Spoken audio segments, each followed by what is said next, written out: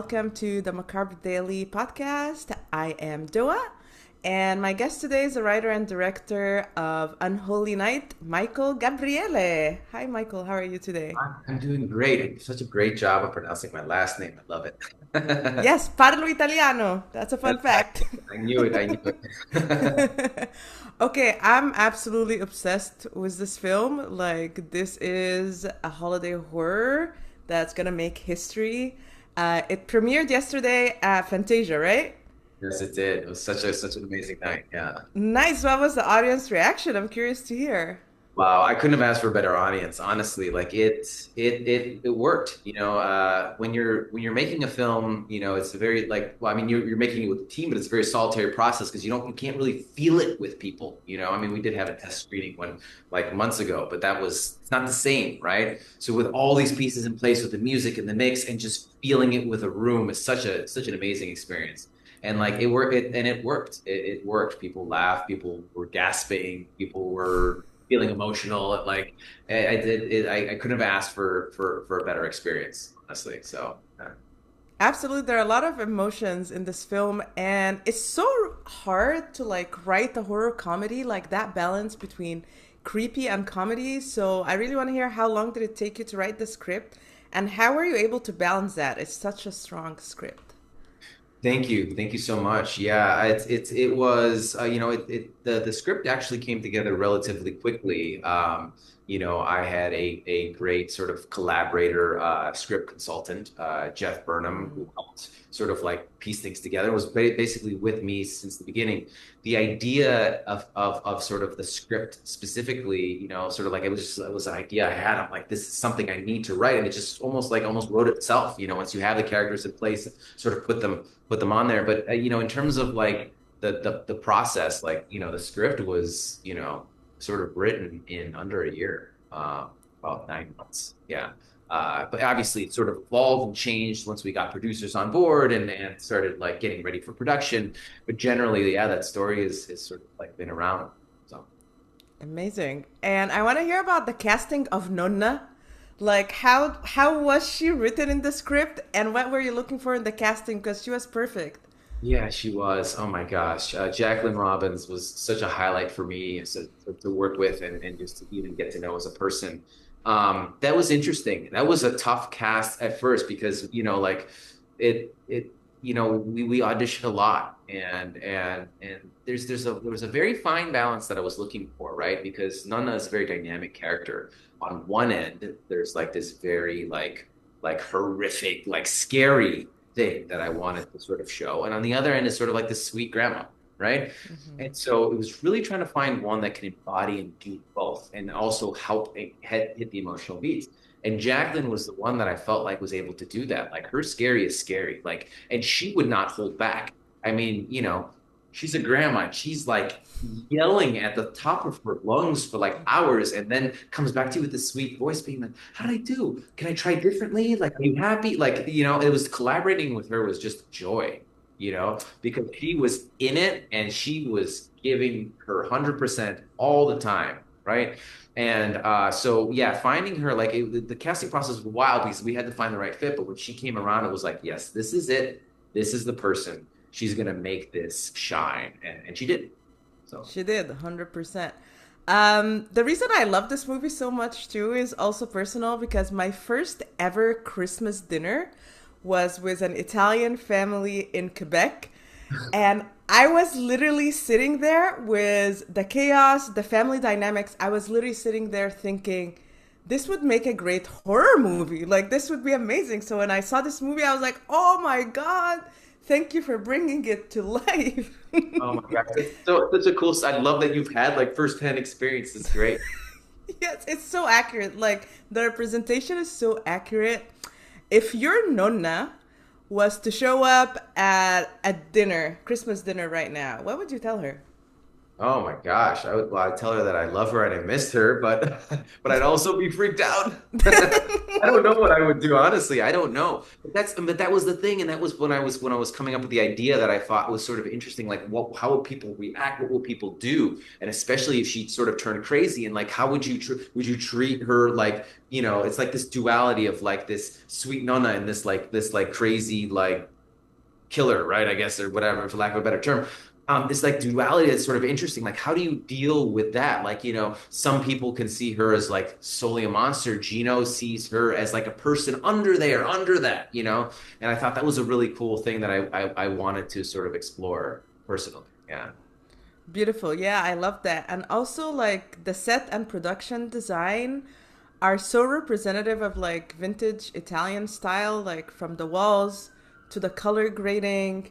So how were you able to achieve that? Well, I had a great inspiration in mind. Like in fact here I'm like in Montreal at Fantasia right now, but I'm staying here at my grandparents' house. My grandfather's 99, my grandmother's 97. They live in a house that literally hasn't been updated since they probably like, like way back, like marble floors and like these like real like dated lamps and couches and all that sort of stuff. And that was sort of a big inspiration to me because it was like a snapshot and like frozen in time. And so, I worked with a great production designer from in Prince Edward Island, Ryan Vesey, and I would send him photos and videos of that and then other relatives' homes, so Italian relatives' homes.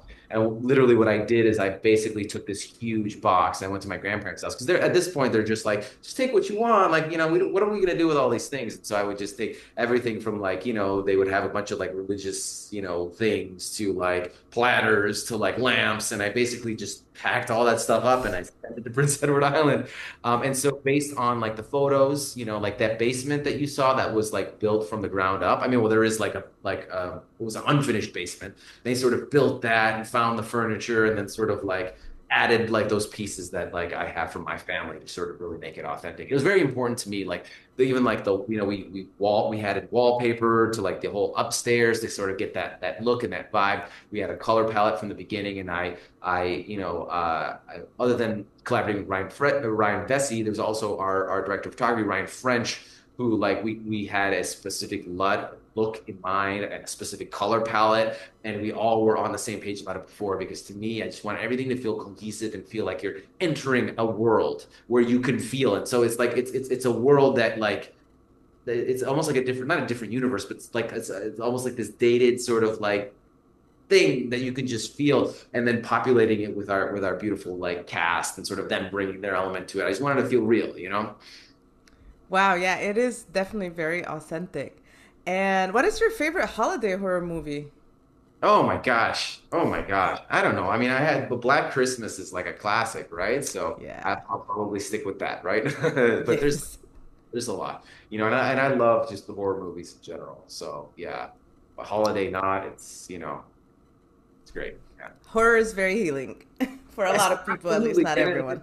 And that's why I love the genre so much, like I think you really have an opportunity to do things with horror, in a way that you can really bring an audience through a lot of different emotions. That was sort of my goal with this film. Horror being a platform to sort of explore issues and metaphor, but also like just having a fun ride, you know? You Yes. don't want to dig into it, you don't have to. You can just watch it and have fun. And that's what I'm about. I love that. Yeah. And what is your favorite memory on set? You're like, that day was amazing. Yeah, well, I have so many. I have so many, but there's the moment well there's yeah, when everybody was at the table together for like the sitting down for the Christmas dinner. Because like a lot of times it's like, you'll film one scene with a few actors and scenes with the other actors, but when we got like the whole family together, we started filming them there at that table having like their Christmas dinner.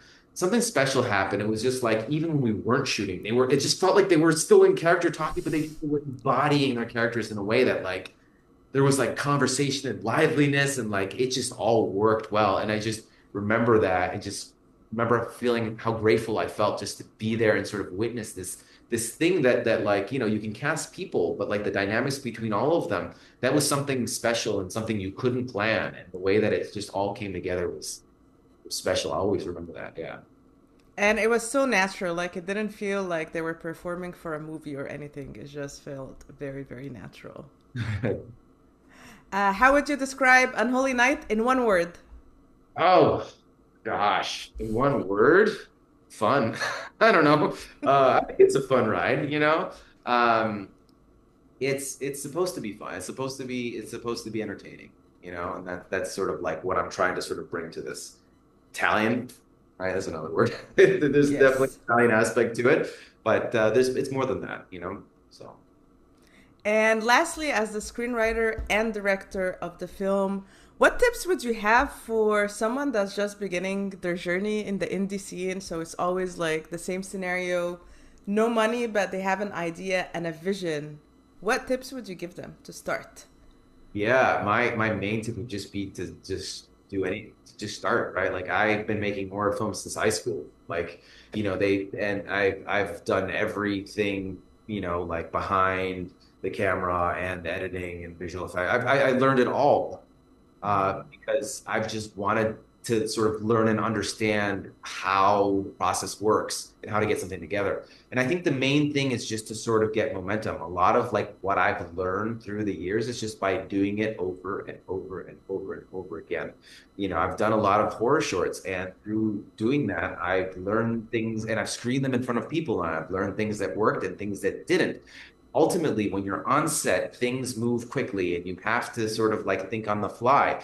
And just being used to being on set, having to think on the fly and having those experiences, knowing that like I've done this before, that's not going to work. I'm not going to waste my time. I'm going to do this instead. Like knowing those things, it was like incredibly helpful to really be able to like make as much as we could with sort of the resources that we have for this sort of like low budget indie horror film. So yeah, my main advice would be to just go ahead and just start making things. Don't be too precious about it. Just start making Mm. things, right? Because you can just especially these days to like, you know, get a camera, get a couple friends, some actors. There's, I mean, so many actors out there that are sort of looking for experienced people that are like, you know, that are like crew members or like directors of photography that are looking to shoot more, you know, build your team, treat them right. And basically like it's such a cool thing for me to like get a team together and have this experience. There's one thing is like you have a movie to show for it, but there's also the experience that you have on set, which is so beautiful. And like, so that I would just say, just go out, start making things.